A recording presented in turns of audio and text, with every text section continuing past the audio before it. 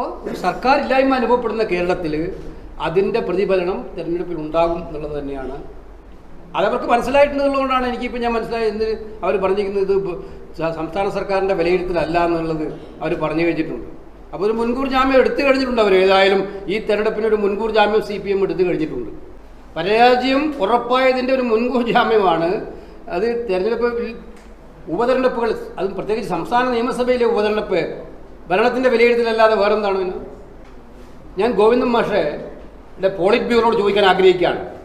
കേരളത്തിൽ പട്ടികജാതി സമുദായത്തിൽപ്പെട്ട ഒരു മന്ത്രി ഇല്ല എന്ന് പറയുന്നത് സ്വത്വവാദമാണോ? ആ രീതിയിലാണോ അതിനെ കണക്കാക്കുന്നത് കമ്മ്യൂണിസ്റ്റ് പാർട്ടി?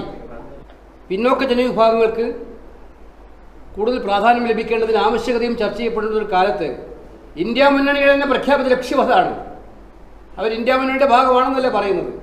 ഭരണഘടനയെക്കുറിച്ച് ചർച്ച ചെയ്യപ്പെടുന്നു, അംബേദ്കർ ഉണ്ടാക്കിയ ഭരണഘടനയെക്കുറിച്ച് ചർച്ച ചെയ്യപ്പെടുന്നു. അപ്പോൾ അവിടെ എല്ലാവർക്കും തുല്യാവകാശം കൊടുക്കേണ്ട ഒരു സംസ്ഥാനത്ത് ഒരു പ്രത്യേക സമുദായത്തിൽപ്പെട്ട ആൾ മന്ത്രിസഭയിലെ വേണ്ട എന്ന് തീരുമാനിക്കുന്നത് സ്വത്വത്തിൻ്റെ കാര്യം പറഞ്ഞ് മറുപടി പറയാണോ വേണ്ടത്? ഇത് പോളിറ്റ് ബ്യൂറോയിൽ മെമ്പർ ഇല്ല, ആ കാര്യം പറഞ്ഞ് ആ കാര്യമായിട്ടില്ല, അത് ആ പാർട്ടി തീരുമാനിക്കേണ്ട കാര്യം, അതവരുടെ പാർട്ടി തീരുമാനിച്ചിട്ടുണ്ട്. ഇതല്ല, ഇത് സർക്കാരിനെ പ്രതിനിധീകരിക്കുന്ന ഒരു മന്ത്രിസഭയുടെ കാര്യമാണല്ലോ.